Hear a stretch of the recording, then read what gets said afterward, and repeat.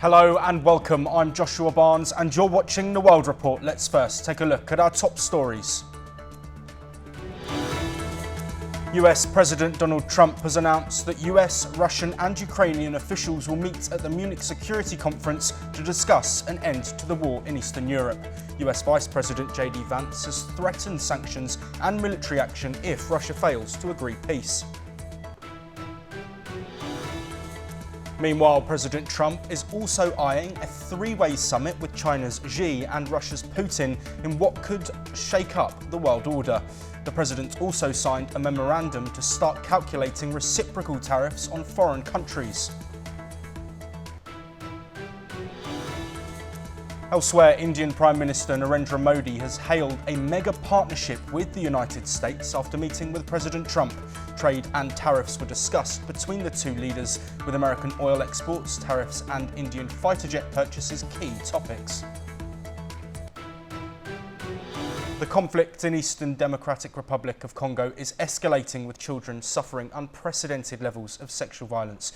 UNICEF warns that armed groups, including Rwanda-backed M23 rebels, have subjected minors to rape and other brutal abuses.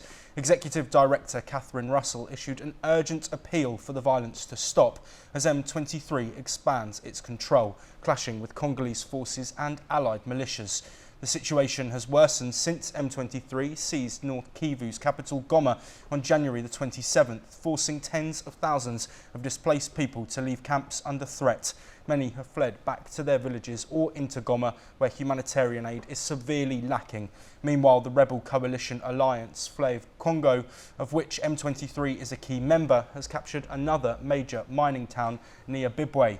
The Congolese government say more than 3,000 people have been killed in just 2 weeks. Joining us first to discuss the ongoing situation in the east of the Democratic Republic of Congo, we are joined by Gautam Mukherjee, who is a senior journalist. Gautam, thank you very much for your time.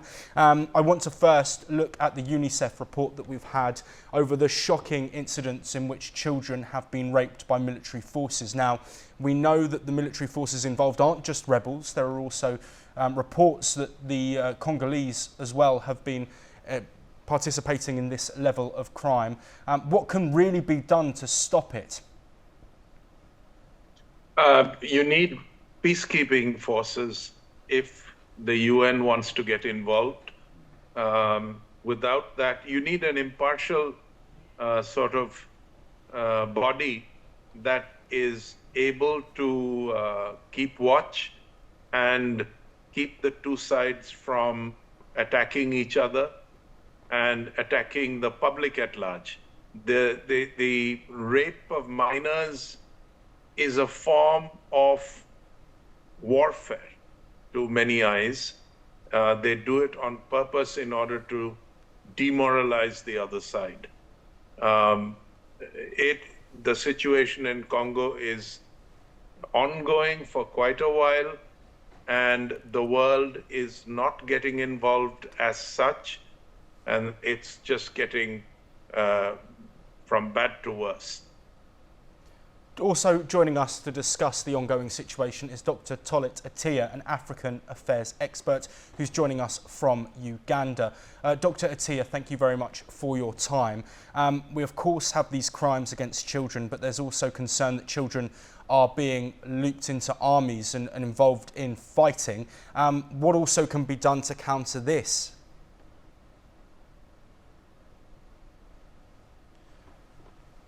While we make sure our line to Dr. Atiya is sorted, Gautam Mukherjee, I will pose the same question to you. The use of children in fighting is something that is being reported on, similarly to the crimes that we're seeing. How can that be stopped? Well, it's down to the same thing. Until you have an impartial body, the UN peacekeeping force is well suited, but for some reason they're not involved. Who else can come in there and separate the two sides and maintain some kind of rules of war? Because when you are using children, both for fighting and they're subjected to rape, there is a free-for-all in which both the Congolese troops as well as the rebels are participating. Gautam Mukherjee, sticking with you, we know as well that aid getting into areas within the Eastern Democratic Republic of Congo has been difficult. Does this also require unity from other African nations and potentially outside of Africa as well? Again, I'd say that if you had an international body like the International Red Cross or some NGOs that are specialized in distributing aid and food, then it would be much easier. But to expect the other countries in the region to get involved, they would have if they saw any benefit in it. And so far, the fact that they've stayed away or are supporting either the Congolese government or the rebels in their fight is a problem. And looking at the number of deaths that we've seen in just 2 weeks, 3,000 people are believed to have died. M23 and the rebels are continuing their offensive, looking away from potentially stopping it, but the devastation that's being caused, this really is seismic for the region, but also other parts of Eastern Africa. Well, a lot of these people are unarmed. And if you're going to attack unarmed people with arms, you're going to have a lot of casualties. If the casualties are between the two warring sides, that's one thing. But if you're going to hit civilians with armaments and proceed to perform atrocities and rapes, then there is absolutely no defense against it. Absolutely, Gautam Mukherjee, thank you very much for joining us. The situation is continuing to develop in the Eastern Democratic Republic of Congo, and we will be following it as we move forward. We now move on to police in Munich, who have identified 24-year-old Farad N as the suspect in an apparent car ramming attack that left at least 30 people injured.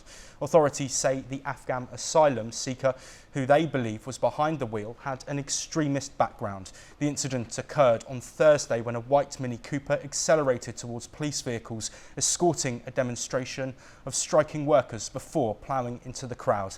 The apparent attack comes just a day before the Munich Security Conference, where world leaders, including US Vice President JD Vance and Ukrainian President Volodymyr Zelenskiy, are expected to attend. Security concerns are now heightened ahead of the event. Police confirmed that an officer fired a shot at the suspect, but he was not hit. Germany's Interior Minister has vowed to increase deportations of Afghan nationals in response to the attack, as officials work to determine whether the incident was terror-related or not. Joining us again is Gautam Mukherjee. Thank you for sticking with us. Let's look really at the impact that this could have. We've spoken about the incident, but now that we've had around 24 hours since it took place, there will of course be a reaction and also political ramifications. We're around 10 days away from the general election in Germany, and we know that migration and asylum is a big topic. So what impact do you think this apparent attack could have, Gautam? Well, this is now becoming very commonplace in all of Europe. Germany, has a large population of Turks for many years now. They run into their millions. But this particular person is not a Turk. He is an Afghan national, a young person of 24 years of age who is looking for asylum. I can't see how attacking a crowd of people is going to make his job of seeking asylum any easier. But the other aspect is always jihad at the back of it, which is becoming a real problem amongst all the refugees and immigrants and illegal immigrants that are there in all of these countries, whether it's Sweden or Brussels or Belgium or Germany now. Germany, as you pointed out, there's a summit about to take place. This is calling for a level of policing that perhaps the Germans aren't used to, because terrorist attacks are something that we in India were familiar with, and we have clamped down on it. They have become rare now on the ground, both in Kashmir as well, and certainly in the whole of India. You hardly see a terrorist attack. At one point, they were very frequent. So it is a matter of gearing up. And right now, you're sort of in between elections and governments, so perhaps things have slackened down a bit. But can they really afford this if people are going to plow into Christmas crowds and people are going to plow into, just people at any crowded area in the open? This is, going to lead to a lot of confusion and fear. So policing, the Home Department, the Interior Department, whatever it is, has to gear up to take care of this kind of thing with better intelligence, better checks, and better surveillance. Yes, absolutely. And we are also joined by Rohan Gunaratne, who is an international affairs expert joining us from Singapore. Rohan, thank you very much for your time. I want to build on what Gautam said there regarding the police and their role in this. Police in Munich have said that they know that there potentially was an extremist background with the suspect who has been arrested. This, of course, is something that we've seen more recently as well in Magdeburg. So do you think the response from German police and the German security services is doing well enough to stop these sorts of attacks, or is the style of attack really one to get through the cracks in terms of that response? Germany has responded effectively to this attack, but overall, Germany must strengthen its capabilities in terms of monitoring these individuals. This particular attacker has posted on social media extremist content, which I have reviewed. And I also want to share with you that this is not the first time where such an attack has taken place. Such attacks will become more frequent unless the European countries work together, share information and intelligence within as well as with the countries from where these people have originated. So I believe that this attack is a turning point because we are about to have an election, and it is very likely that the right-wing parties will gain more popularity considering the timing of this attack. So this attack will have a major impact on the voter turnout in the forthcoming elections in Germany. Sticking with you, Rohan, I want to look at the response that we've had from the Interior Minister, who has said that Afghans will be deported as a result of this attack. Do you think that is a reflex reaction to what we saw after Magdeburg, where there was, of course, rallies with the right-wing AfD party and a growing support, as you've said, for right-wing parties across Germany? Or do you think this is something that was in the offing anyway? The threat to deport Afghans may not be the solution, but the threat to integrate migrants to Germany and to other countries in Europe is important.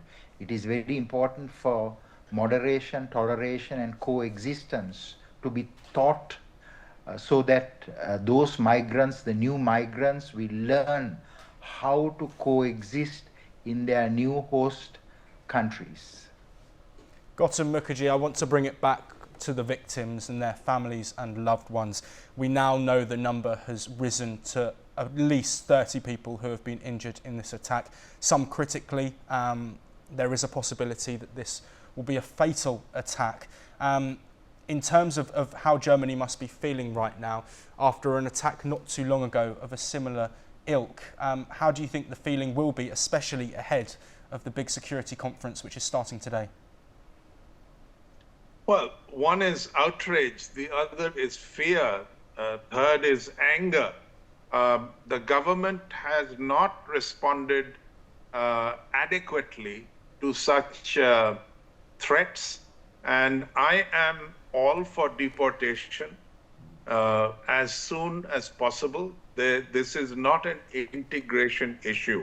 You do not, in the past, maybe a decade past, you did not have immigrants who came in with an intent to attack the host country and the people there. They came in with an idea of forming a new life, getting a job, trying to integrate with the local population, learn the language, etc. That doesn't seem to be the case anymore. These people have come here with a political agenda. They are being radicalized online by their handlers, and they are going out and attacking individually or in groups. And this is very difficult to reconcile with the idea of a worthwhile immigrant, because these people are not interested in integrating no matter what you do. So the only thing to do is jail them, deport them, police them, make sure they have very few opportunities for such attacks. Rohan Gunaratne, coming back to you, we know, of course, that this incident took place around 1.5 kilometres away from where the Munich Security Conference is being held. Do you think there will be any ramifications during the conference? Of course, we know that the war between Russia and Ukraine is a big part of those talks and is a major topic, but there must be an undertone in the area of this attack, and do you think that will be felt? Certainly, there will be added security, and of course the delegates will be very vigilant, they will be better protected. But at the same time, they will make recommendations and take decisions. They will, when they go back, they will take steps because they themselves will be very much influenced by this attack. So this attack is going to be a very significant attack in terms of impact, not only German decision making, not only the election, but also those delegates who have come for this very important landmark Munich Security Conference. Rohan Gunaratne, Gautam Mukherjee, thank you both for joining us. We will, of course, bring you all of the updates from the Munich Security Conference as they happen this weekend. We now move to a high-stakes US-India summit, which has seen Narendra Modi and Donald Trump pushing for a mega partnership. But what does it mean for trade, defence and security, plus a major extradition move and $1 billion target? Stay with us for this report. US President Donald Trump and Indian Prime Minister Narendra Modi met at the White House, reaffirming their close ties and announcing major deals on defense and trade. Trump confirmed plans to sell advanced fighter jets to India, further deepening military cooperation. We're also paving the way to ultimately provide India with the F-35 stealth fighters. Modi, in turn, announced a push to double bilateral trade to $500 billion by 2030, calling for a new trade agreement. Trump also announced plans to start negotiations on trade disparities between the two nations. Prime Minister Modi and I have agreed that we'll begin negotiations to address the long-running disparities that should have been taken care of over the last 4 years, but they didn't do that, in the U.S.-India trading relationship with the goal of signing an agreement. Despite long-standing U.S. concerns over India's human rights record, the issue was notably absent from public remarks. The focus remained on trade and economic cooperation. Trump and Modi also discussed security, with Trump approving the extradition of Tahol Rana, an accused conspirator in the 2008 Mumbai attacks. Modi praised the move, calling the Mumbai attacks an act of genocide and promised legal action in India. Modi also emphasized the deepening US-India partnership with a wordplay on Trump's campaign slogan, a meeting high on optics and agreements, but low on difficult conversations. With a stronger economic and military partnership, India and the US continue to reinforce their strategic ties. Bureau Report, NewsX. We'll now head back to Europe for more of the latest updates from that continent. Moldova and Romania have summoned Russia's ambassadors after drones from the war in Ukraine struck their territory. No casualties were reported. Airspace violations have become frequent as Russia targets Ukrainian ports near their borders. Moldova's president condemned the attack, saying drones exploded on Moldovan soil, putting lives at risk.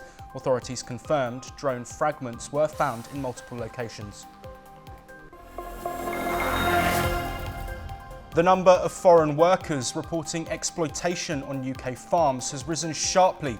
Nearly 700 seasonal labourers sought help last year over claims of bullying, underpayment and poor conditions. That's up from just over 400 in 2023. The UK government says it takes decisive action against abuse. Still, the Worker Support Net Centre of UK has reportedly received little to no help. Russian national Alexander Vinnik has arrived in Moscow after being released in a US prisoner swap. Convicted of cybercrime, he pleaded guilty to money laundering charges last year. Speaking to Russian media, Vinnik thanked President Vladimir Putin and others for securing his release. He also acknowledged former US President Donald Trump, saying the exchange might not have happened without him.